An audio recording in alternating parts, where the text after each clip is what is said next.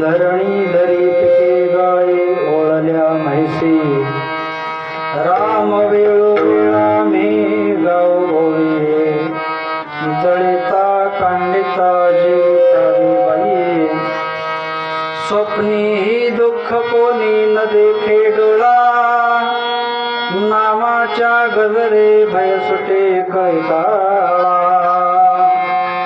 राम वेळोवेळा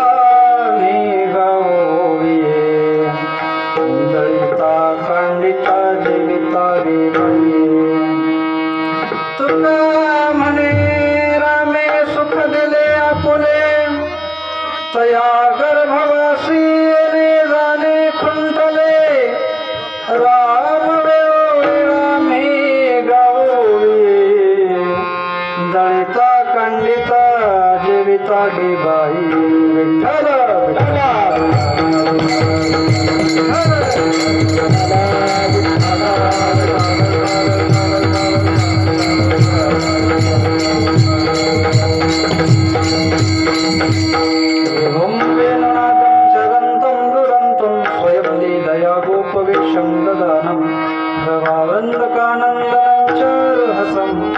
परब्रह्मलिंगम भजे पांडुरंगम पांडुरंगा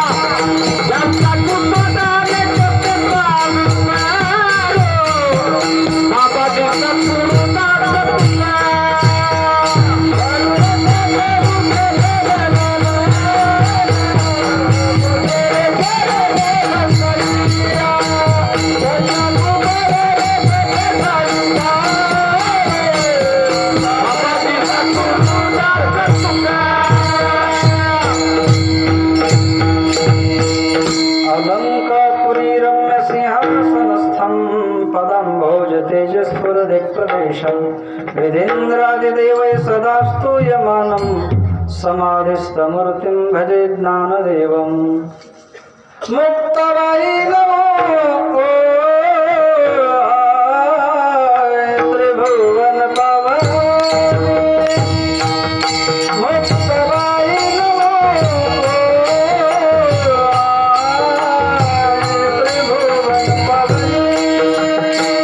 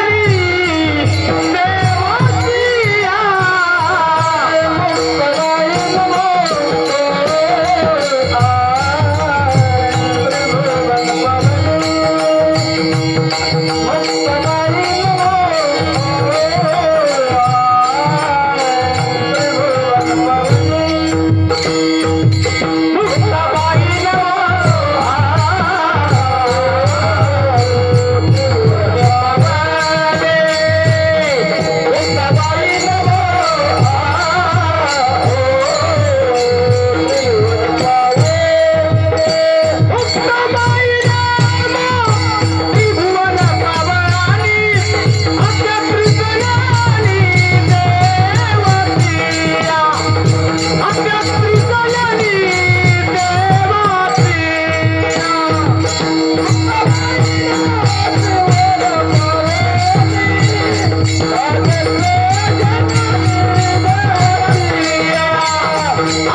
जलानी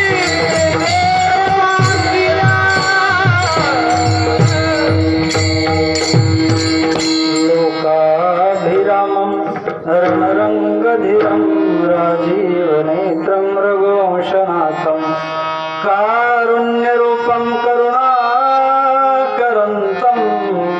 श्रीरामचन्द्रं शरणं प्रपद्ये मनोजवं मारुततुल्यवेगं जितेन्द्रियं बुद्धिमतां वरिष्ठं वातात्मजं वानरयोतमुख्यं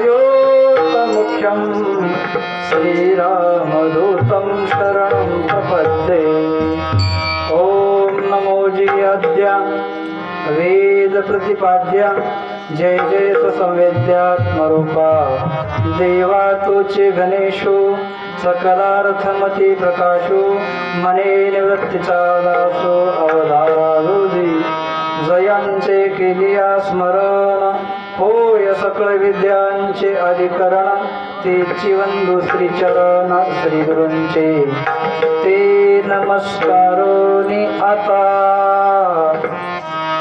झाले राम राज्य कायवणे आम्हासी धरणी धरे पिके गाई ओळल्या मैसी राम वेळोवेळा मी गावोये दलिता कांडिता जीविता गेबाई विठ्ठला विठ्ठला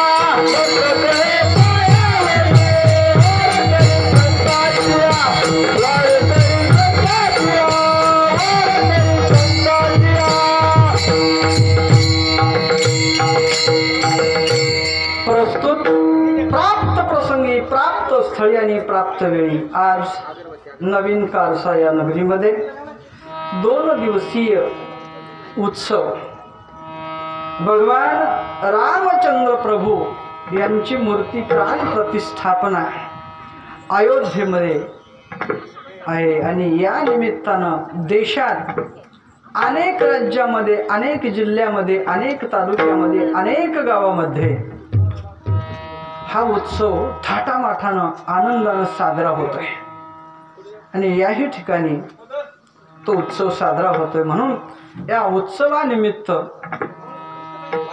सेवेकरता घेतलेला अभंग महान भगवत भक्त विश्वबंद महाराष्ट्र भूषण संत हृदय सम्राट देवनिवासी वैकुंठवासी भगवत पूज्यपाद श्रीमंत श्री तुकोबराया यांचा 4 चरणाचा अत्यंत उत्कृष्ट गोड आणि चिंतनीय अभंग आहे। विशेष म्हणजे सर्वांच्या पाठ परिचयाचा असा असणारा अभंग आपण सेवेकरता घेतला आहे।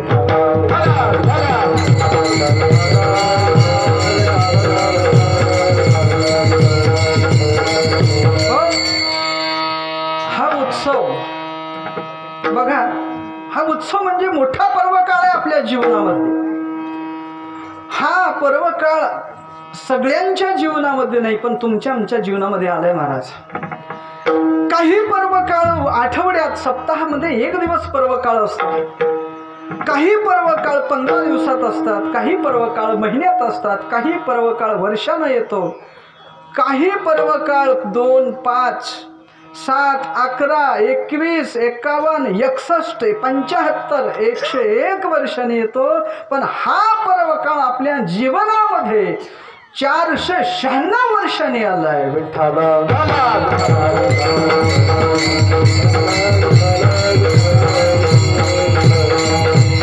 या पर्वकाळाची वाट आपण कधीपासून पाहतो माहितीये का? 1528। आता 2028ला 4च वर्ष कमी आहेत। इतकी वाट बघितली महाराज। शबरीनं सुद्धा अशीच वाट बघितली की नाही महाराज? हो, शबरी मातेला सांगितलं होतं मतंग ऋषीने की हे शबरी, तू संत सेवा केलीस देव तुला मिळणार, देव तुला प्राप्त होणारच। मग तारीख वार वर्ष सांगितलं नव्हतं, पण ती रोज तेवढ्याच उत्साहानं, तेवढ्याच आनंदानं सडा, रांगोळी, फुलं अंतरायची आणि ज्या ज्या ऋतूमध्ये जे फळं आहेत ते फळं आणायची महाराज। तिला माहीत नव्हतं। ती म्हणायची, आश्रमात या कधी रे शील रामा रघुनंदना, रामा रघुनंदना। आश्रमामध्ये हे राम प्रभू तू कधी येशील? ज्या वेळेस तू या आश्रमामध्ये येशील देवा, त्यावेळेस खऱ्या अर्थानं ही कुटिया, हा आश्रम पुनीत होऊन जाईल। जब मेरे राम जी का आवन होगा, जब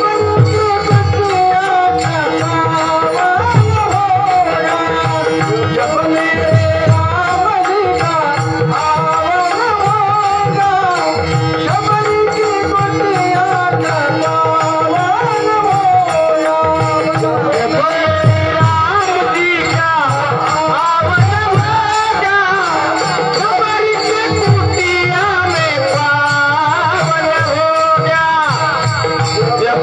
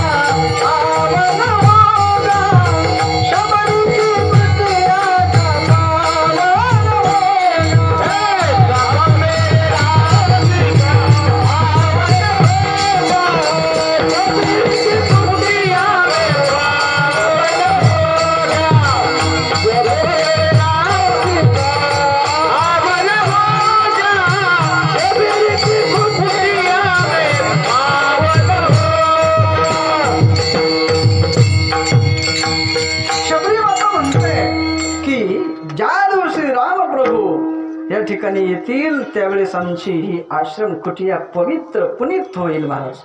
आणि खरं सांग आज आपला भारत देश धन्य झाला. विठ्ठला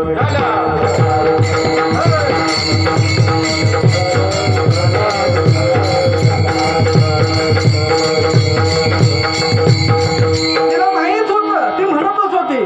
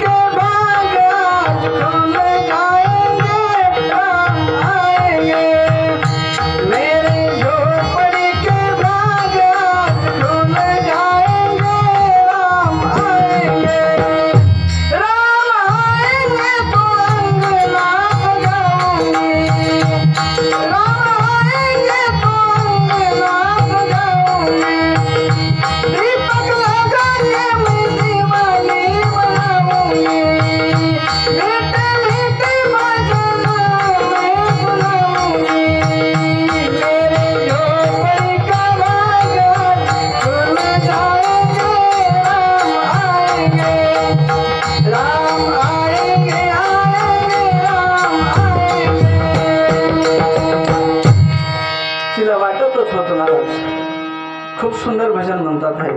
पूर्ण देशामध्ये भजन फिरले आहे. खूप सुंदर अत्यंत स्वरात तालामध्ये भावविभोर होऊन भजन गातात ना. आणि आपलं सुद्धा भाग्य उदयाला आलं महाराज.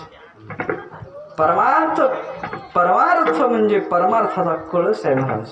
ज्या दिवशी आपली आस्था इच्छा आकांक्षा पूर्ण झाली खऱ्या अर्थानं आपला परमार्थ कळेला गेला. विठ्ठला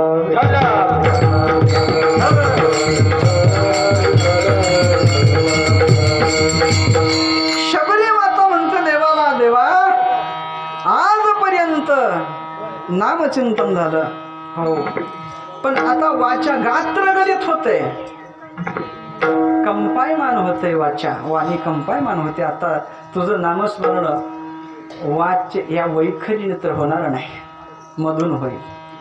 रामप्रभूचे उद्गार आहेत, शबरी आजपर्यंत तू माझं नाव घेतलंस, आता तू माझं नाव घ्यायचं नाही, मी तुझं नाव घेतो. बघा खऱ्या अर्थानं आपल्या भक्तीची सुरुवात म्हणजे आपण देवाचं नामचिंतन करणं. आपलं नाव देवानं घेणं हे भक्तीचा कळस आहे, उच्च टोक आहे. आपण परमात्म्याची पूजा करणं भक्तीची सुरुवात आहे आणि आपली पूजा देवानं करणं भक्तीचं उच्च टोक आहे. देवानं पूजा केली महाराज. जया पूजिले आदरे पांडुरंगे, वैमानस्त केले प्रयाण प्रसंगे. तुकोबरायाची पूजा केली, सुदामा ब्राह्मणाची द्वारकेमध्ये राजा असताना सुद्धा पूजा केली महाराज. पूजा केली. पूजा करणं हे उच्च टोक आहे महाराज भक्तीतलं. आणि म्हणून ज्या दिवशी रामराज्य होईल त्या अर्थी कधीही कशाचीही कमी होणार नाही महाराज. रावणवधानंतर रामचंद्र प्रभू, लक्ष्मण भैया, सीता माता आदी करून सगळे नळ नीळ जांबुवंत गवाक्ष हे सगळे, विभीषण हे सगळे जमले आणि अयोध्येकडे निघाले. का? रामप्रभूला माहीत होतं, भरत येताना म्हटले होते काय, हे प्रभू, हे भैया, तू 14व्या वर्षाच्या शेवटचा सूर्यास्त होण्यापर्यंत मी वाट पाहिन. शबरीनं वाट पाहिली, तुम्ही आम्ही वाट पाहतोय आणि भरतजीनं सुद्धा वाट बघितली. पण सांगितलं सूर्यास्तापर्यंत मी वाट पाहीन. एकदा का सूर्यास्त झाला की पुन्हा भरत तुम्हाला बघायला कधी मिळणार नाही, मी देह त्याग करीन सांगितलं होतं. आणि म्हणून रामप्रभू म्हणाले चला घाई करा. विभीषण म्हणले कशाला घाई करायची हो, आपल्याकडं पुष्पक विमान आहे. ते असं विमान आहे, 2 माणसं बसले, बारकं होतं, छोटं होतं, लहान होतं. 100 माणसं आले की तेवढं मोठं होतं. बरं, जिथं जायचंय म्हणलं तिथं जातंय, बिना तेलाचं. त्याला वेळ लागत नाही. मनोवेगानं चालणारं ते विमान होतं महाराज, पुष्पक विमान. आणि मग सगळे बसले, हे 14 जण बसले आणि मनोवेगानं आले. आणि ते गुहक आणि त्याची पत्नी त्या शरयूच्या किनारीमध्ये होते. त्यांना बघितलं, त्यांनी विमान थांबवलं. प्रभू मला आम्हा दोघालाही यायच्या अयोध्येमध्ये. ठीक आहे म्हणले, चला. पहिली लोक काही ते उभं केले, पण यांना बसवून नेलं मारून या दंपत्याला. आणि अयोध्येच्या सीमेवर आले. प्रभू विमानामधून खाली उतरले. आधी भूमातेला वंदन केलं. समोर वसिष्ठजी आले. हातातलं धनुष्य बाण खाली ठेवलं, शस्त्र बाजूला केलं आणि वसिष्ठ गुरु शास्त्राला वंदन केलं. विठ्ठला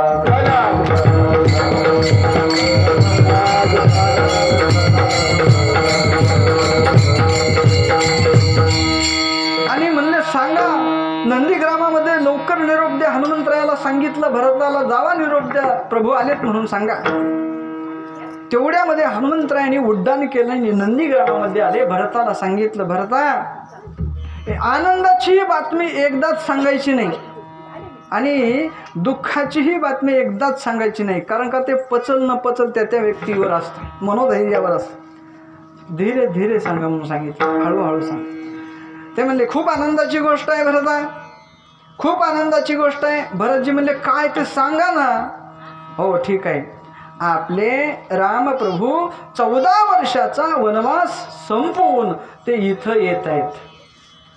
आनंद झाला, इतका आनंद झाला, माझ्याकडे द्यायला काही नाही, पण नक्की हनुमंतराया एकदा रामप्रभू सीतामया सिंहासनावर विराजमान झाले आणि तेवढं सुख मी हे डोळ्यानं बघितलं की नाही, हे डोळ्याचे बुबुळ काढून तुम्हाला बक्षीस देईन, इतका आनंद झाला महाराज. आणि मग रामप्रभू आले. रामप्रभू आल्यानंतर सुरुवातीला कौसल्य मातेचं दर्शन घेतलं नाही, सुमित्रा मातेचं दर्शन घेतलं नाही. कोणाचं दर्शन घेतलं माहिती आहे का? कोणाचं? कैकेयीचं दर्शन घेतलं. का तर याच कैकेयीमुळं 8 गोष्टी जगाला कळाल्या. बापाचं पुत्रावर किती प्रेम होतं, भावाचं भावावर किती प्रेम होतं, भरताचा महिमा किती होता, माझ्या बाहूमध्ये किती ताकद आहे, हे हिच्यामुळं बऱ्याच गोष्टी जगाला कळल्या. वानराचं सहकार्य, हे सगळ्या गोष्टी हिच्यामुळं कळाल्या. म्हणून पहिलं दर्शन कैकेयी मातेचं. विठ्ठल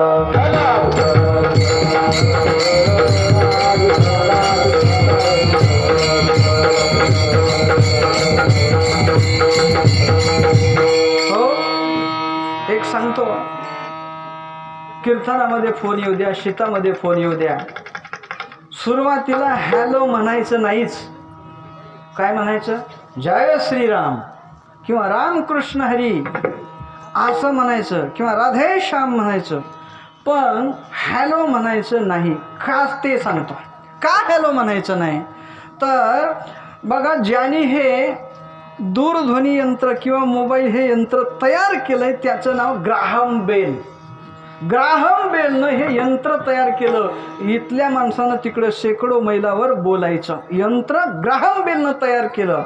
आणि त्याची एक प्रेयसी होती. काय तिचं नाव होतं हेलियन. नावं काही बी असतात, भारत सोडलं तर नावं तुम्हाला काही बघायला मिळतात महाराज. जॉर्ज बुश, आता कोण आहे तिथला राष्ट्रपती? हां बरं असू द्या, पण नावं आपल्यासारखे नाहीत. राम लक्ष्मण हे असे नावं नाहीत. त्या ग्राहम बेलच्या प्रेयसीचं नाव काय होतं? हेलियन. पण ती प्रेमानं हॅलो म्हणायचं, हॅलो. आणि जेव्हा ते 2 यंत्र तयार केले, एक त्या हेलियनकडं ठेवलं आणि दुसरं आपल्याकडं ठेवलं, आणि सुरुवातीचा प्रयोग करताना त्यानं तो नंबर लावला आणि तिनं ते फोन उचलला, तेव्हा इकडून तो तिला म्हणतो हॅलो. प्रेयसीला प्रेमानं हॅलो, नाव हेलियन पण हॅलो म्हणतो. मग त्यानं त्याच्या प्रेयसीला बोलताना हॅलो म्हटलं, ठीक आहे. पण आता कुणालाही फोन आपण केलं की त्याच्याच प्रेयसीचं नाव घेतो, त्याच्यापेक्षा देवाचं नाव घ्या. विठ्ठल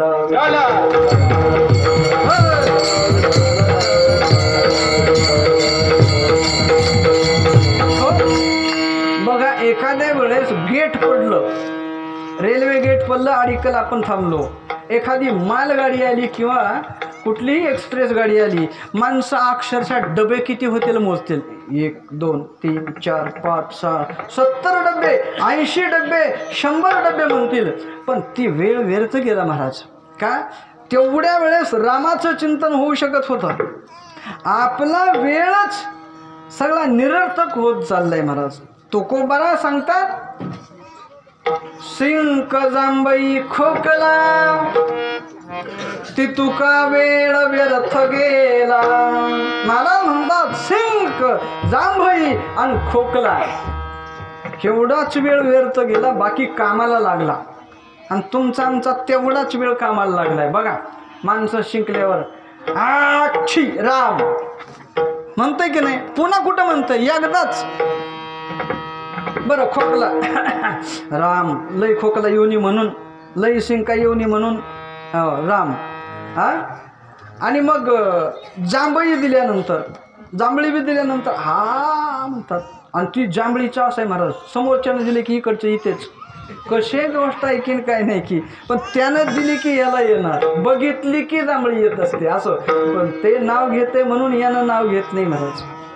आपण भरपूर हे करतो, कष्ट करतो, पण बघा एखाद्या वेळेस आपल्या गावामध्ये चोरी झाली, गल्लीमध्ये आपल्या घराशेजारी चोरी झाली, होऊ नये पण झाली, काय करावं. पण तिथं चोरी झाली, आपल्या घरी होऊ नये म्हणून आपण अनेक कामं करतो. काय, दारं खिडक्या आरगळा सगळं टकाटक करून ठेवतो. का? तिथं चोरी झाली, इथं होऊ नये म्हणून. पण शेजारी एखादा माणूस मेला, इथं मरू नये असं, याच्या बाबतीत काय आपले प्रयत्न आहेत का? बोला विठ्ठला.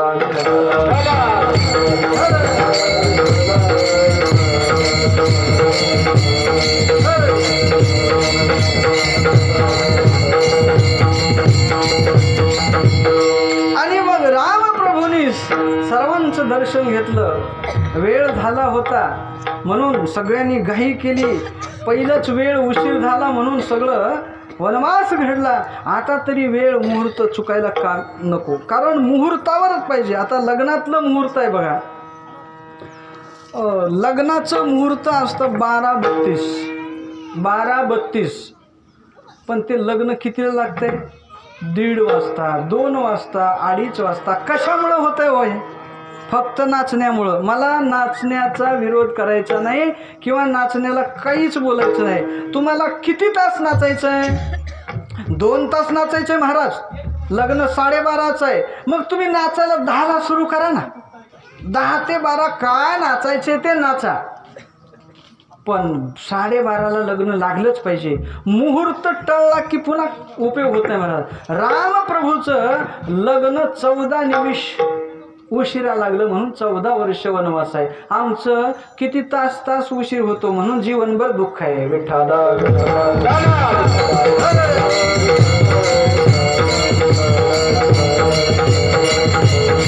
आणि म्हणून सगळे म्हणले आता उशीर करायचा नाही. सगळ्या ठिकाणची माती आणली, सगळ्या ठिकाणचं जल आणलं, तीर्थांचं, अनेक नद्यांचं जल आणलं, अनेक समुद्राचं जल आणलं आणि रामप्रभूला स्नान घातलं आणि कपडे भरजरी वस्त्र, सोन्याचा मुकुट विराजमान झाला. सगळं सुंदर असा राम सजला. कारण सुंदर आहे राम, कृष्ण सुंदर आहे आणि हरी सुंदर आहे. बाकी देवाचे अवतार तेवढे सुंदर नाहीत, हो, नाहीतर घरचे सुद्धा ओळखणार. नरसिंह भगवंतानी अवतार धारण केला, लक्ष्मी मातेला पुढं केलं. हे म्हणले आमचा नवरा नाहीच असला, हे नाही म्हणले, नको म्हणले तिकडं. इतकं भयान रूप होतं महाराज, आवेश रूप अवतारतो. पण राम कृष्ण हरी हे सुंदर आहेत महाराज. म्हणून सगळ्यात भारी रामकृष्ण हरी. विठ्ठला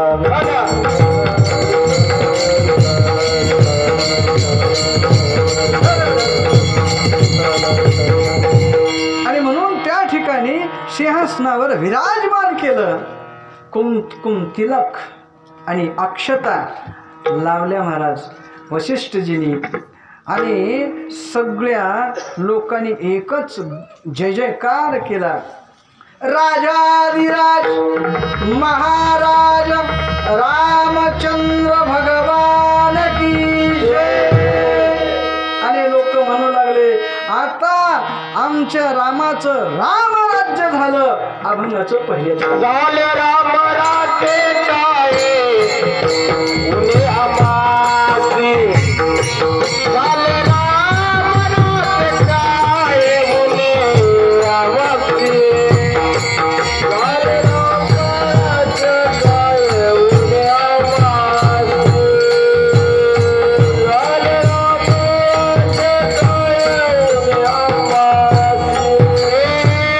झाले राम राज्य काय उन्हे आमासी झाले राम राज्य काय उन्हे आमासी झाले राम राज्य काय उन्हे आमासी झाले राम राज्य काय उन्हे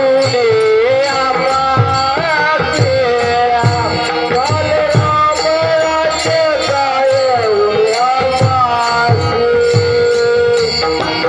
झाले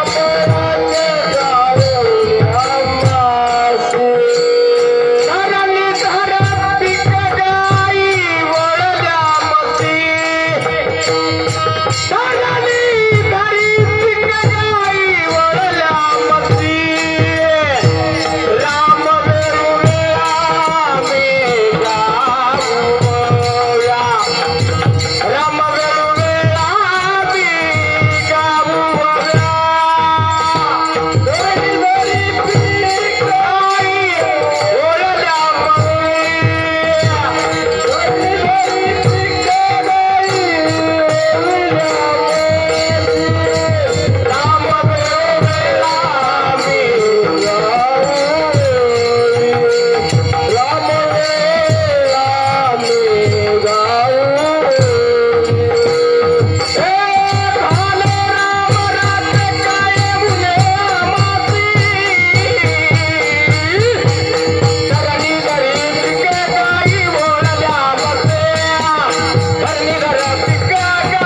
गाऊया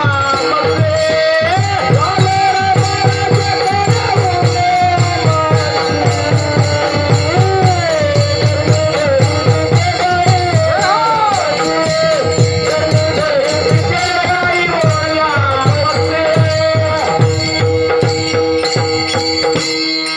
अभंगाच्या पहिल्या चरणामधून महाराज सांगतात इतका आनंद झाला, आनंदी आनंद झाला. राम राजा छत्रपती सिंहासनावर विराजमान झाले. छत्र धरलं महाराज भगवान रामचंद्राच्या डोक्यावर. राम राज्य झालं. हे याही ठिकाणी खूप मोठा उत्सव त्या निमित्तानं आहे. या उत्सवाचे आयोजक आमच्या गावाकडील श्रीमान लक्ष्मण रामहरी गोरे, त्यांच्या धर्मपत्नी मीरा लक्ष्मण गोरे हे आयोजक आहेत. आणि सकल ग्रामस्थांच्या सहकार्यानं तन मन धनानं सहकार्यानं हा उत्सव मोठ्या आनंदानं पार पडतोय. खरंच मी त्यांना कोटी कोटी धन्यवाद देतो. कोटी धन्यवाद का देतो? रामायण हे 100 कोट आहे म्हणून. शतकोटी प्रविस्तरम चरितम रघुनाथस्य शतकोटी प्रविस्तरम एक एक मक्षरम पुंसा महापातकनाशनम. विठ्ठला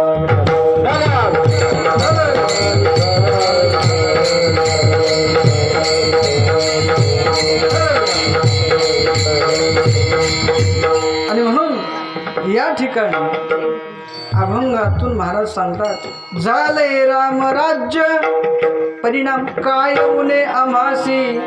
नेमकं काय झालं? धरणी धरी पिके गाई ओळल्या नैसी. रामराज्य, रामाचं राज्य म्हणजे रामराज्य.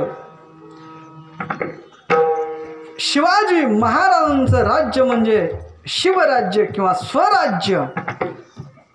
आणि तुमचं आमचं राज्य म्हणजे मनोराज्य. ह्या राज्यामध्ये सुद्धा फरक आहे की फरक आहे. पण रामाच्या राज्यामध्ये कुत्र्याला सुद्धा न्याय मिळाला महाराज. कुत्र्याला सुद्धा काय बोलावं. रामराज्याचं महत्त्व सांगताना सांगतो की कुत्र्याला सुद्धा न्याय मिळाला. एका घरी कुत्रं उभारलं, कारण जेवण करताना त्याला ती घ्राण शक्ती आधी काय वास येतो, आणि माणूस जेव्हा बसलं कीच कुत्रं येतं. देव म्हणते जा तिथं बसले बघ तुकडा मिळतो का. ते कुत्रं जातं महाराज तिथं. आणि मग काय तुम्हाला 2 बोट टाकायचं आहे, 4 बोट टाकायचं, किंवा कोरभर टाकायचे, चतकोर टाकायचे, काहीतरी त्याला तुकडा टाकावा. हो, अतिथी आणि पशु विनमुख नसावं महाराज. आपल्या दारामध्ये गाय असेल तर गाईला सुद्धा घास असतो. पहिलं सुरुवातीला प्रत्येकजण भाकरी करायला लागलं की एक छोटी भाकर अग्निदेवतेला आणि दुसरी छोटी भाकर गाईला होती. गाईचा घास होता महाराज. पण आता ते सगळं संपलंय. कुठं आहे आता? गायच नाही तर घास कोणाला करायचा? हां बरं, चुलीत ते घास टाकत होतो बारका. आता गॅस आला, गॅसवर टाकावं तर लाल जाळ होते पुन्हा. मग कशाला टाकायचं आहे?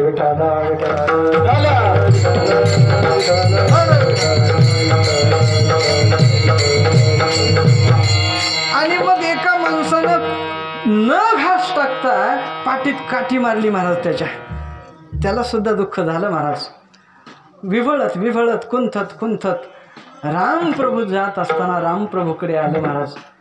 रामप्रभूजवळ विव्हळ याचना करू लागलं. रामप्रभू म्हणले, का रे बाळा, का रडतोस? का रडतोस तू?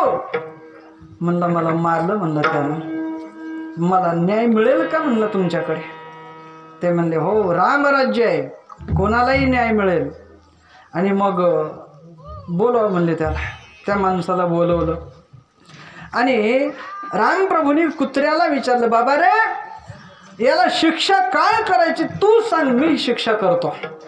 रामराज्य आहे, कुत्र्याचं सुद्धा ऐकतात महाराज भगवान रामचंद्र. आणि सांग बाबा, याला काय शिक्षा करायची? ते सांगतात, याला शिक्षा दुसरी तिसरी काहीच करायची नाही, याला मठाधिपती करा म्हणले. असली कसली शिक्षा सांगितली? मठाधिपती करा. हो म्हणले, मी सुद्धा मठाधिपतीच होतो, मी सुद्धा मठाधिपती होतो. आणि मग कुत्र्याला काठी मारल्यामुळे यानं मला काठी मारली. दारोदार फिरावं लागलं.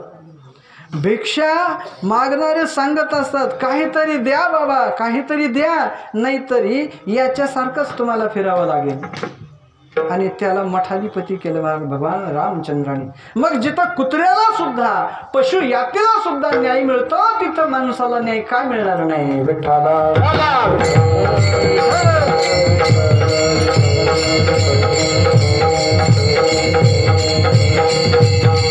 रामराज्य म्हणजे धर्मराज्य, धर्मानं चालणारं राज्य. आणि ज्या ठिकाणी राज्य धर्मानं चालतं तिथं पाऊस कमी पडत नाही.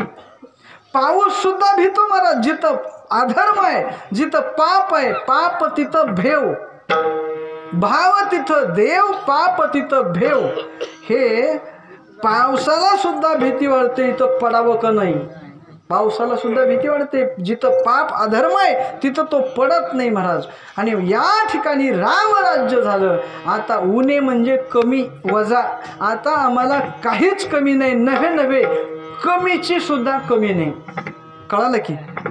कमीची सुद्धा कमी अजिबात आमच्याकडे नाही. का तर आमच्याकडं रामराज्य झाले म्हणून आम्हाला काही कमी नाही. नेमकं काय झालं तर धरी पिके म्हणजे अनेक प्रकारचं पीक असं थाटामाटानं डोलतंय महाराज.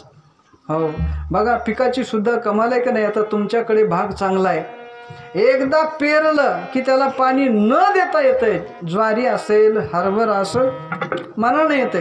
धरी पिके, गाय नाही, गाई अनेक वचन, पिके अनेक वचन, म्हैसी अनेक वचन. धरी पिके, गाई ओळल्या म्हैसी, ओळल्या महाराज. भरपूर चारा झाला, चारा खाल्ला त्याने, आणि भरपूर प्रमाणामध्ये आमचं शरीर पुष्ट होण्याकरता दूध मिळू लागलं. म्हणून झाले रामराज्य काय ओले आम्हासी. रामराज्य झालं की आम्हाला काहीच कमी नाही महाराज पडत. सगळं काही आमचं समाधान आहे. तुम्हाला सतत समाधान पाहिजे असेल तर सतत देवाचं नाम चिंतन करा म्हणा. सदा नाम घोष करू हरिकथा, तेने सदा चित्ता समाधान. आणि म्हणून आपणाला सतत समाधानासाठी सतत देवाचं नाव घेतलं पाहिजे. देवाचं सतत चिंतन केलं तर दुसरं काहीच करायची गरज नाही. कायन हे केले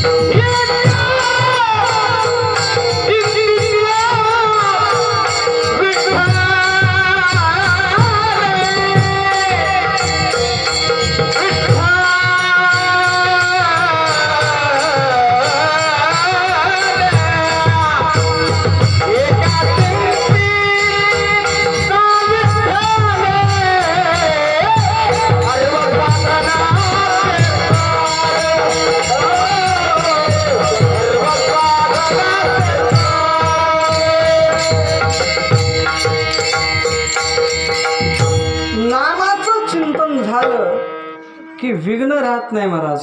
नामाच्या चिंतने 12 वाटा प्रति विघ्ने. देवाचा समोर असावा, पाठमोरा नसावा. देव झाला पाठमोरा, नसती विघ्ने येती घरा. म्हणून देव आपल्या मागं पुढं राहायला पाहिजे महाराज. आपल्याला काहीच संकट पडत नाही. देव उभा मागे पुढे, ओगवी कोडे संकट. आपण जीवनामध्ये, दैनंदिन जीवनामध्ये सुद्धा रामाचं चिंतन जास्त वेळा होतंय बघा. सकाळी माणूस आवडीचा भेटला, राम राम करते का नाही, राम राम. बघा शेवटी सुद्धा राम नाम सत्य है, राम नाम सत्य है म्हणून जाते. एखादी वाटू सुटली, राम राम राम राम राम राम राम राम राम म्हणते की नाही, भीतीपोटी का नाही पण म्हणते.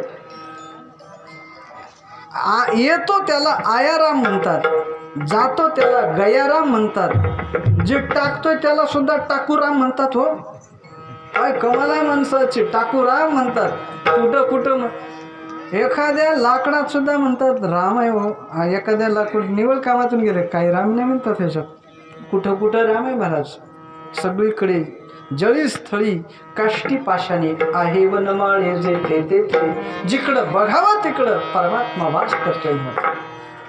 जो आत्मा आहे ना त्याला सुद्धा आत्मा राम म्हणतात. आणि आमच्या संतांमध्ये सुद्धा एक राम आहे, त्यांना तुकाराम म्हणतात. विठ्ठला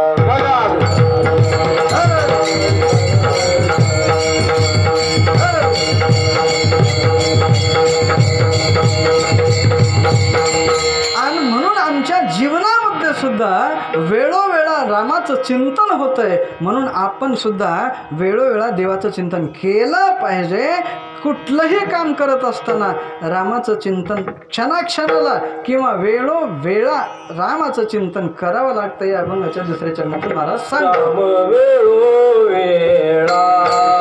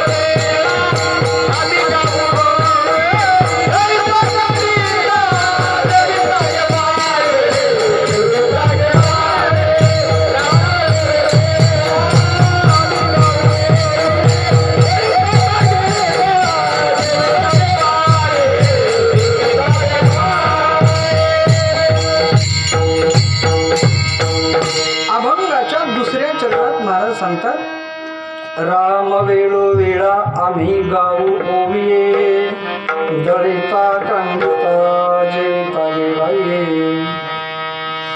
प्रत्येक क्षणाला देवाची आठवण करायची, देवाला गायचं, गात जागा गात जागा प्रेम मागा विठ्ठला.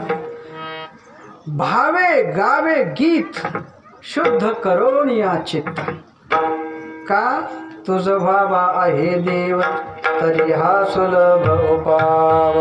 महाराज म्हणतात की देव पाहिजे त्यानं देवाला गायलंच पाहिजे. महाराज एक गाऊ आम्ही विठोबाचे नाम आणि कापी काम नाही आता. दुसरं काही नाही महाराज, देवाचं नामचिंतन गायचं. गाशी तरी एक विठ्ठलची गाई. तुम्हाला गायचंय ना तर परमात्म्याचं नामचिंतन गा, दुसरं काही गाऊ नका. नाहीतर गीताचे अनेक प्रकार आहेत की दारूबंदी गीत, हुंडाबंदी गीत, देशभक्तीपर गीत, भक्तीपर गीत, अनेक प्रकारचे गीत आहेत की. पण नाही महाराज, दुसरं काही नाही, फक्त देवाचं गीत गायचं. आणि म्हणून राम वेळू वेळा आम्ही गाऊ ओविये. ओव्या गाताना सुद्धा रामप्रभूचं गीत गात होते महाराज. आता ते जातच गेलं. दळिता कांडिता जेविता गे बाईये. दळतानाच पहिलं महिला एक एक पायली रोज दळायच्या महाराज. कधी गव्हाचं, कधी ज्वारीचं, कधी बाजरीचं, हे रोज दळायचं महाराज. आणि लहान मुलगा उठला की नाही त्याला मांडीवर घेऊन एका हाताने जातं फिरवायचं, एका हातानं. आणि ती ओव्या सुंदर माझे जाते गे फिरते बहुतेके ओव्या गाऊ कौतुके तू ये रे विठ्ठला. अनेक प्रकारच्या ओव्या, ज्या ओव्यामध्ये प्रभू चिंतन येईल, त्याचं नामचिंतन येईल, असं ओव्या गायच्या महाराज. आता ते जातच राहिलं नाही, कारण त्याचं नाव होतं जाते म्हणून ते गेलंय. आता गिरण्या आल्या. पहिलं बाया दळीत होते, आता गडी दळायला लागलेत मला. आणाय बी लागलेत गडी डब्बा. काय करावं, काल आहे तस्मै नमा. आरक्षण 50% आहे महिलांना. काही दिवस अशी वेळ येऊ नये तिनं भांडे घासले तर आपणाला धुवावी लागतील. विठ्ठला विठ्ठला.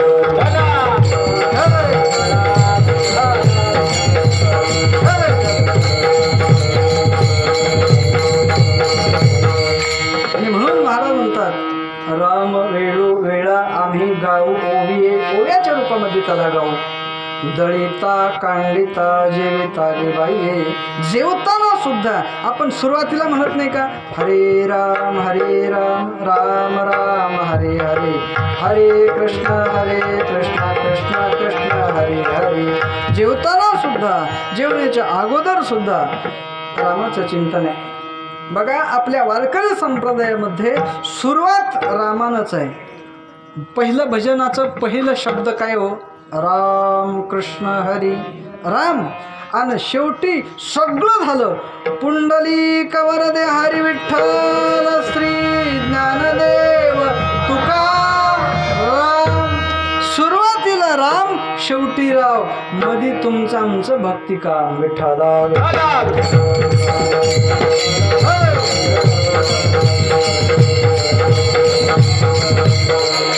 जेवताना त्याचं नाम घेतलं काय होतं. राम म्हणता ग्रासो ग्रासी तो जविला हा उपवासी. रामाचं चिंतन करता करता जेवलं तर आपण उपवासाचं फल मिळतं महाराज, आणि तो जेवतो महाराज. म्हणून त्याचं नाम घेत घेत आपण जेवलं पाहिजे. दुसरं काही बोलायचं नाही, फक्त देवाचं नाम घेत बोलायचं. नाहीतर माणसं अशा गप्पा रंगवतात की ती जेवण अर्धा पाऊण तास चालतंय. असो, ज्याचं त्याचा प्रश्न आहे. आणि म्हणून कधीही दळिता कांडिता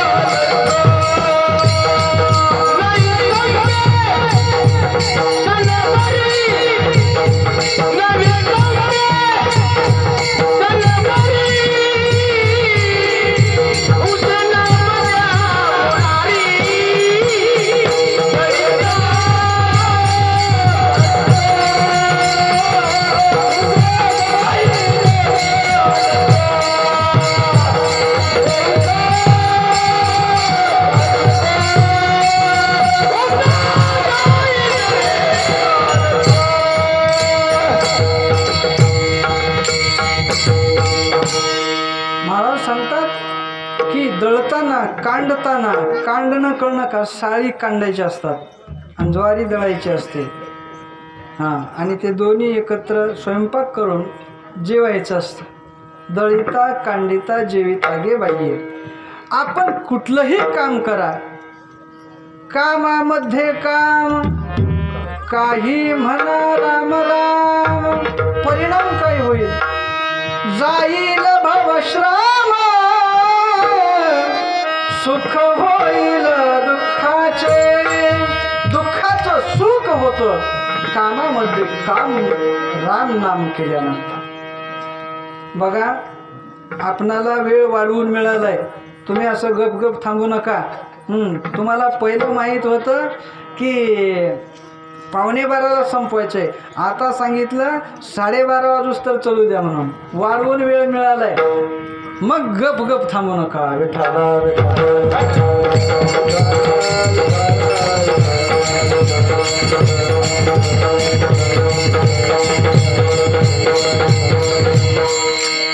राम नामाचं चिंतन केल्यावर कोणाचाही उद्धार होतो महाराज. कलियुगामध्ये त्याच्याच नामाचं कीर्तन करायचं. कलियुगा माझे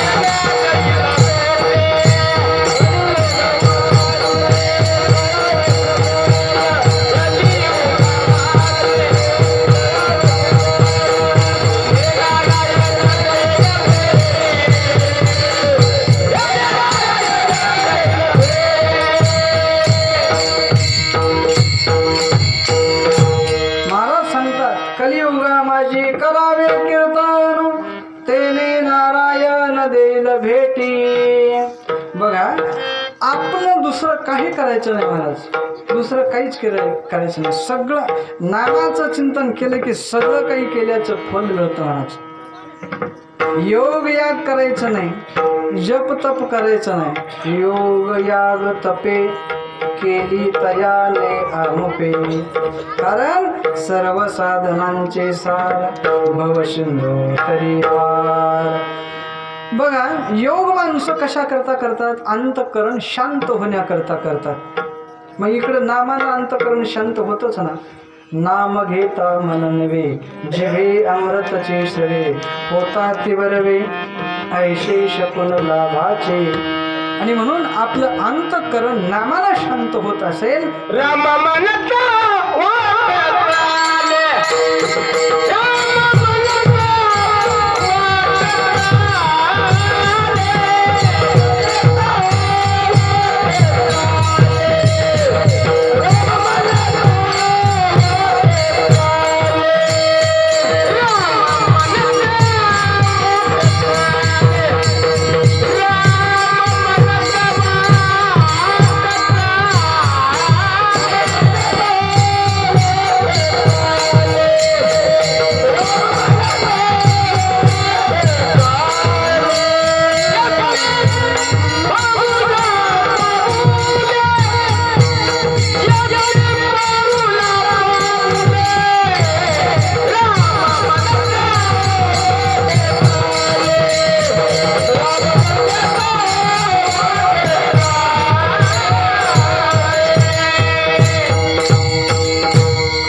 बघा आपण नामाचं चिंतन केलं की योग होतो, नामाचं चिंतन केलं की यज्ञाचं फल मिळतं. एकदा राम म्हटलं पाऊल टाकलं की एका यज्ञाचं फल. एकनाथ महाराजाला विचारा, अहो एका यज्ञाचं काय, कोटी यज्ञाचं फल एकदा हरी म्हटल्यावर होतं. कोटी कोटी यज्ञ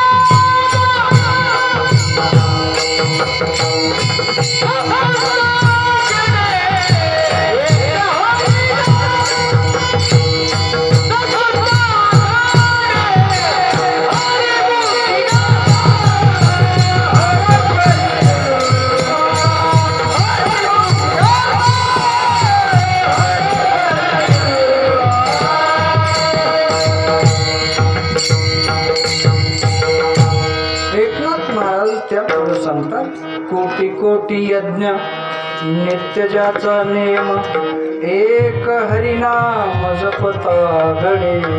एकदा हरी म्हणायचं, कोटी यज्ञाचं फल प्राप्त होत असेल तर आपण यज्ञाच्या भानगडीमध्ये कशाला पडायचं, यज्ञाच्या भानगडीमध्ये पडायचं नाही म्हणत.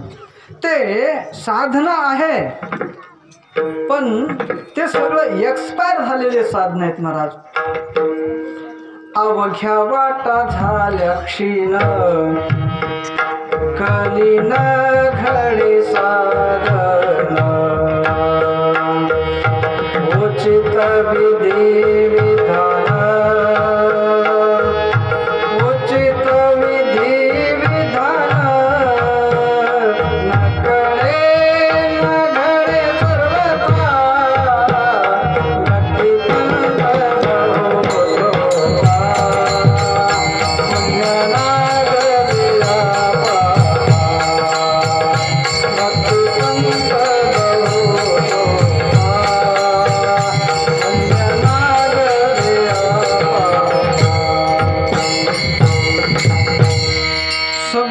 साधनं एक्सपायर झाले, पण कलियुगी उद्धार हरीच्या नामे. पर सगळ्यालाच आहे, सकळास येते आहे अधिकार. अधिकार प्रत्येकाला आहे, लहान आहे त्याला सुद्धा आहे, मोठा आहे त्याला सुद्धा आहे, गरीब आहे त्याला सुद्धा आहे, श्रीमंत आहे त्याला आहे, वेगवेगळ्या जातीमध्ये त्याला सुद्धा आहे. या रे लहान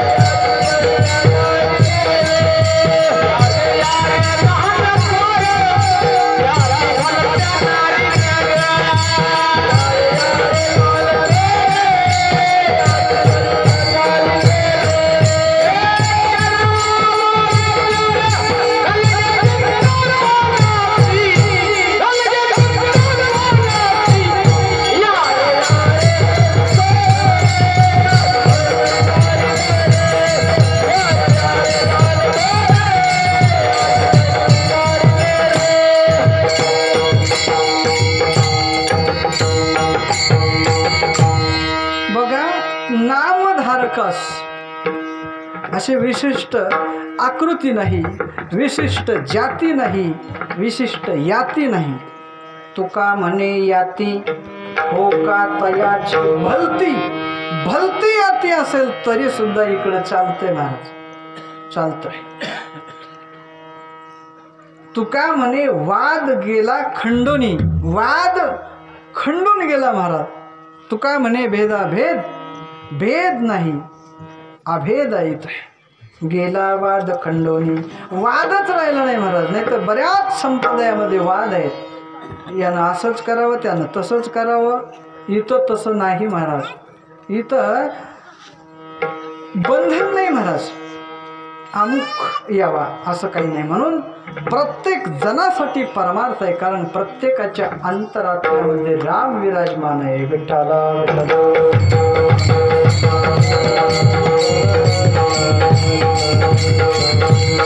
राम राम म्हणजे काय महाराज? एक सुभाषित करत सांगतात, रकारोच्चार मात्रेण बहिर्वीर्याति पातकं पुन्हा प्रवेशा भावे चमकार वस्तू कपाटवत. बघा, रा कोणीही तोंड बंद करून रा म्हणून दाखवा, मागल तेवढं बक्षीस मी देतो. तोंड बंद करून रा म्हणता येत नाही आणि तोंड उघडं ठेवून म म्हणता येत नाही. रा म्हटलं की तोंड उघडलं जातं. काय होतं, आतली पाप बाहेर जातात. मग तोंड मिटायच्या अगोदर येतात का? नाहीत येते. रकारोच्चार मात्रेन बहिर्वीर्याति पातकं पुन्हा प्रवेशा भावे चमकार वस्तू कपाटवत. आपण दार उघडून मध्ये गेलो, मधून दार बंद करावं, कोण येणार आहे? नाही. तसं एकदा तोंड उघडलं रा म्हणताना सगळी पाप बाहेर जातात आणि म म्हटलं की कपाटासारखं ते तोंड बंद होतं, पुन्हा पाप बाहेर येत नाही. कपाटासारखं आहे महाराज. आणि म्हणून राम म्हटलं की प्रेम उत्पन्न होतं आणि पाप निघून जातं महाराज. विठ्ठल म्हटलं, आता बघा विठ्ठल नामाची तर ताकद अशी आहे की ज्यांना कोणाला अटॅक यायल्यासारखं वाटतो, छातीमध्ये दुखायला सारखं वाटतं, त्यांनी दुसरं काहीच म्हणायचं नाही, विठ्ठल विठ्ठल विठ्ठल म्हणायचं. का तर जो ठ वरचा जो दाब आहे, विठ्ठल असं म्हटलं की त्या दाबानं त्या हृदयाला ऊर्जा मिळते आणि दुखणं कमी होतं. विठ्ठल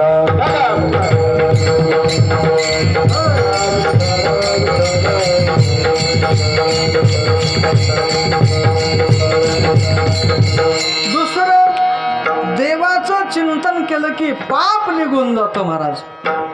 विठ्ठल विठ्ठल मंत्र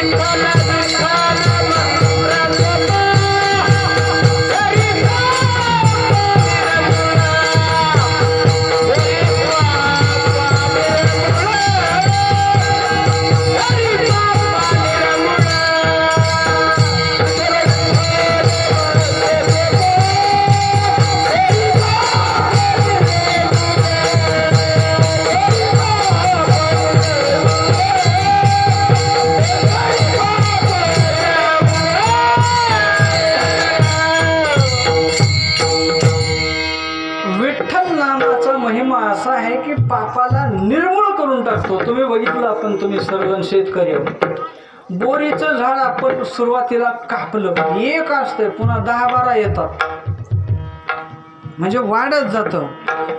पण त्याला जर आपण JCB बोलवली आणि उखडून टाकलं, पुन्हा काहीच होत नाही महाराज. पुन्हा तसं आहे महाराज, नाम घेणं म्हणजे JCB सारखं त्या पापाला उखडून टाकणं. विठ्ठला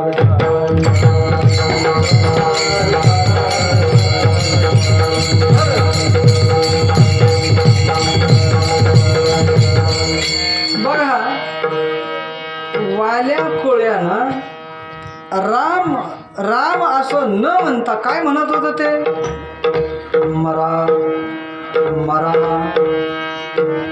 त्या वाल्या कोळ्याचं नाव होतं रत्नाकर. रत्नाकर. मग त्यांची साधूची भेट झाली, नारद महर्षींची भेट झाली. थांबा, द्या काही सोनाळक, काही पैसा रत्न असेल तर द्या, नाही तर प्राणाला मुकावं लागेल. ते म्हणले, ए बाबा, माझ्याकडे काय रे, विना आणि चिपळ्या, घ्यायचं असेल तर घेन, भजन कर. भजन कर, दुसरं नाही का काय? नाही म्हणले, काय आमच्याकडे राम नाम हेच धन आहे. पायोजी महिने राम रतन धन पाय, पायोजी महिने राम रतन धन पाय. आम्ही फक्त राम रत्न आहे आमच्याकडं, हो, दुसरं काही नाही. त्याला सांगितलं, अरे रत्नाकर, कशा करता एवढं पाप करतोस? कशा करता म्हणजे आई बाप आहेत, बायको आहे, लेकर आहेत, यांच्यासाठीच करतो मी. अरे किती पाप केलंस? त्याला म्हणला, इकडे या, तुम्हाला दाखवतो. 7 रांजणं होते महाराज तिथं. हे फक्त ब्राह्मणाला जर मारलं तर त्याच्या रक्तात असा खडा टाकायचा आणि 13 टाकायचा. बाकी साळी माळी कोळी जंगम हे तर कित्येक मारले असतील भारतीनं. फक्त ब्राह्मण, वेदवत्ता ब्राह्मण मारला की त्यानं त्याच्या रक्तात खडा बघायचा आणि रांना टाकायचा. असे 7 रांजण. किती पाप झालं असेल, किती ब्रह्महत्या घडली असेल महाराज. मग म्हणले, एवढं कशा करता करतोस बाबा? त्यांनी सांगितलं, घरी आमच्या घरचे सगळे जा विचारून, हे याचं खूप मोठं पाप होतं रे रत्नाकर, खूप मोठं पाप होतं. या पापात तुझे घरचे जबाबदार आहेत का? तो म्हणला, विचारूनच येतो. पुन्हा लक्षात आलं, मला विचाराय घरी पाठवायचं नाही, इकडं पळून जायचं काय? नाही म्हणलं, मला बांधून घातलं. एका सालीनं बांधून घातलं महाराज, नारद महर्षीनं. थांब म्हणले, इथंच मी बसतो. घरी गेला आणि आपल्या पत्नीचं नाव होतं दंती. रत्नाकरची बायको दंती. दंतीला विचारलं, दंती, अगं मी जे हे रोज मोठं पाप करतो, या पापामध्ये सहभागी होशील काय? ती म्हणते, पापात नाही सहभागी होत, पुण्यात होते. आणि खरंच नवऱ्यानं केलेलं पुण्य, अर्ध पुण्य तिला सहज भेटतं. नुसता हात असा त्या इथं लावला की अर्ध पुण्य महाराज. पण पाप नाही जात, अर्ध जात नाही पाप, फक्त पुण्य जातं, पाप जात नाही. मग विचारलं, नाही तुमचं कर्तव्य म्हणली ती. नाही. आई वडिलांना विचारलं, आई बाबा, अहो माझ्या या पापामध्ये तुम्ही सहभागी होणार आहात का? ती म्हणली, अजिबात नाही, आमचं कर्तव्य होतं लहानाचं मोठं करणं. आता बघ तू काय करायचे काय नाही ते बघ. ते निराश होऊन परतला. नारद महर्षींच्या समोर आल्यानंतर हातातील परशु फेकून दिला आणि म्हणले, घरचं कोणीच नाही. ती म्हणले, नाही कुणाचं कुणीच कोणाचं नाही रे बाबा, शेवटी एकल्याला यायचं आणि एकल्याला जायचंय. हो, नशीब घेऊन यायचं आणि कर्म घेऊन जायचंय. माणूस म्हणतोय खाली हात आएगा खाली हात जाएगा, तसं नाही. नशीब येताना घेऊन येते माणसं आणि जाताना कर्म घेऊन जायचे. मग चांगलं घ्यायचंय का वाईट घ्यायचंय आपल्या हातामध्ये. मग त्याला बोध झाला आणि सांगितलं, मला काहीतरी उद्धाराचा मार्ग सांगा. नारद महर्षी म्हणाले, ठीक आहे, तुला दुसरा काहीच नाही, राम राम राम म्हणायचं. आणि त्याला राम काय म्हणता येईना महाराज. त्यानं काय म्हणायचं, मरा मरा मरा, कारण त्याचं कामच होतं मारायचं, म्हणून तो मरा मरा मरा. मरा द्या नाही तर मरा मग म्हणायचं आणि मारायचं, त्याचं कामच होतं. मग मरा. आता मला सांगा, मरा म्हणता येतं, मग मरा शब्दातलं म, रामातलं म म्हणता येत नाही का? ज्याला रामातलं म म्हणता येतंय, मरातलं म म्हणता येतंय, त्याला रामातलं म येत नाही का? मरातलं रा ज्याला येतंय त्याला रामातलं रा म्हणता येऊ नये का? पण नाही मला, त्याचं पुण्य कमी होतं म्हणून मरा मरा मरा. पुण्य असल तरच जन्मोची पुण्य सामग्री, तरीच जीवाग्री येईल नाम श्रीरामाचे. महाराज म्हणतात, जन्मोजन्मी आम्ही बहुपुण्य केले, तेव्हा या विठ्ठले कृपा केली. जन्मजन्माचं पुण्य पाहिजे, त्याच्याशिवाय देवाचं नाव मुखामध्ये येत नाही महाराज. आणि म्हणून त्यानं मग म्हणाय चालू केलं महाराज, मरा मरा मरा. आणि 12 वर्षानंतर महर्षी तिथं आले, तर तिथं वारुळ होतं. महाराजांना आवाज यायला होता, अस्थिपंजर सापळा होता. पाणी घेतलं आणि फेकलं महाराज, वारुळ दुभंगलं. काहीच नव्हतं, रक्त नव्हतं, मांस नव्हतं, फक्त हाडं होते, तरीसुद्धा चालू होतं महाराज. तुम्ही म्हणा नुसत्या हाडातून कुठे येतं? अहो, चोखोबाच्या नुसत्या हाडातूनच विठ्ठल विठ्ठल ध्वनी येत होता की नाही? मग ह्या वाल्या कोळ्याच्या हाडामधून राम राम राम पुन्हा येऊ लागलं महाराज. त्याचे राम राम मरा मरा म्हणताना सुद्धा त्याचं पाप जळून जायलं होतं आणि पुण्य संपादन होऊ लागलं. आणि मग शेवटी सगळं पाप संपलं की पुन्हा तो राम राम म्हणू लागला, विठ्ठला.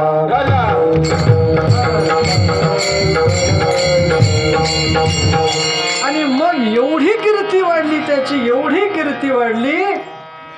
राम प्रभू जन्माला येण्या अगोदर 12,000 वर्षांनी केले रामायण, रामा केले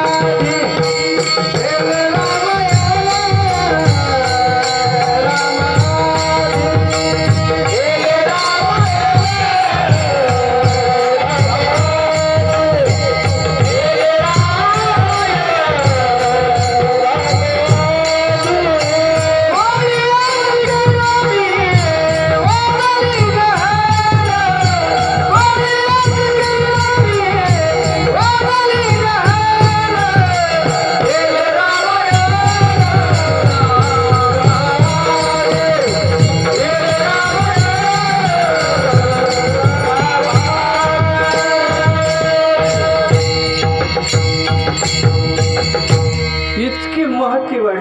इतकी महती वाढली.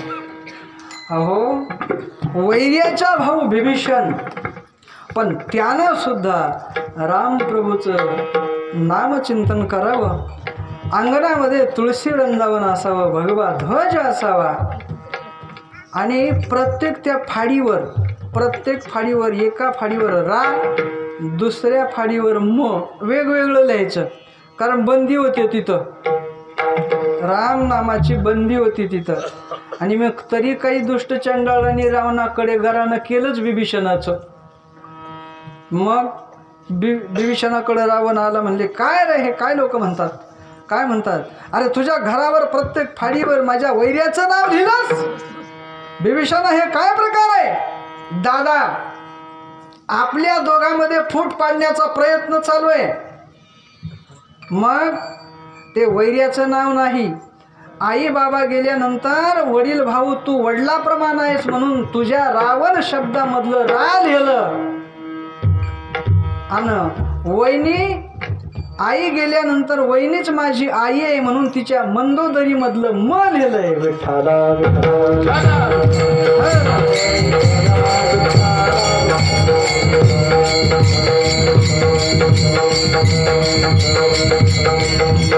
वैरी जोडप, पण त्याच्या पहिल्या अक्षरानं सुद्धा माझ्या देवाचं नाव बनतं, राम. विठ्ठला विठ्ठला.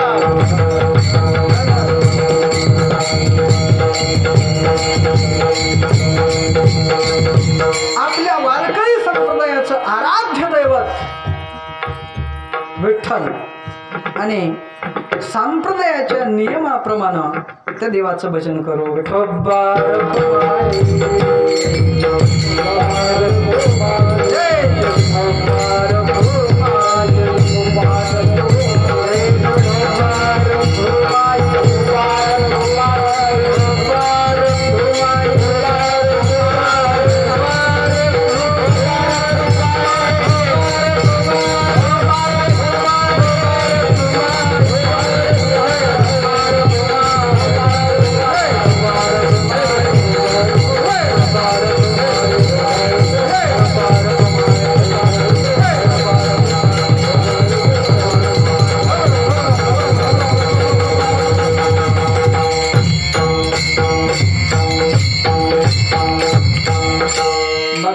बसलेली टाळ्या वाजविल्या तर उगा अशा जसं जमल तसं. बघा थोडं आनंदानं उत्साहानं टाळ्या वाजवा. हात वर करा सगळे. 2 असेल तर 2 बी करा.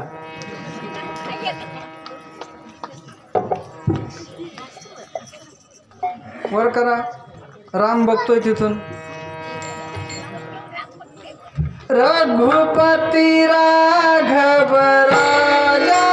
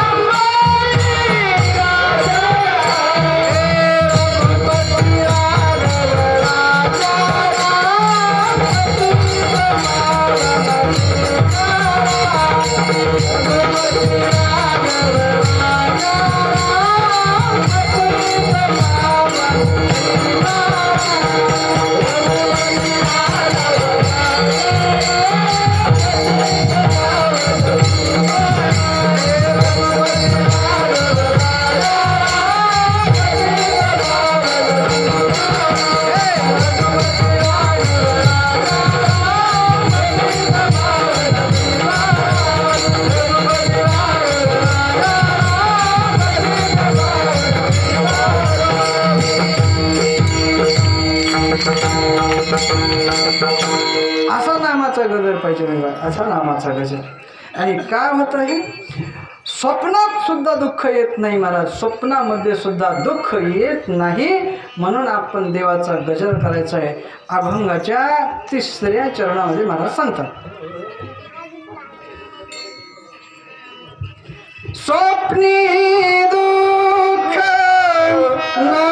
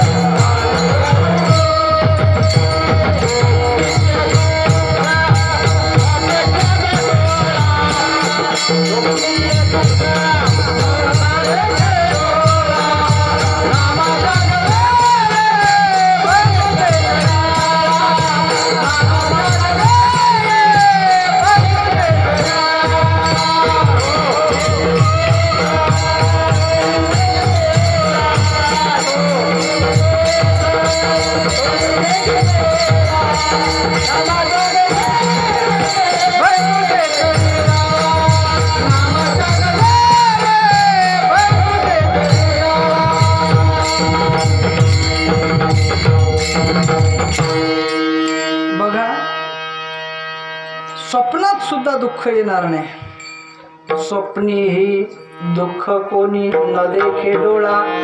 स्वप्नाचं दुःख रूप पडणार नाही. कधी नामाच्या गजरे भय सुटे करी काळा. नामचिंतन नामाचा गजर केला की कळी काळाला सुद्धा भय सुटतं महाराज. कळी म्हणजे लहान संकट, काळ म्हणजे मोठं संकट. कळी काळ लहान मोठी संकट एकदा येऊ द्या आणि तुम्ही जर गजर केला ना, अहो एकदा नारायण जरी म्हटलं तरी सुद्धा यमदूताच्या जागेवर देवदूत येतात. राम म्हटलं तर भूत सुद्धा जवळ येत नाही म्हणा. राम म्हणता नाही जवळी भूत, कैचा यमदूत म्हणता राम. राम म्हटल्यानंतर यमदूत येतच नाही. रामदूत आला तर येतो. विठाला विठाला.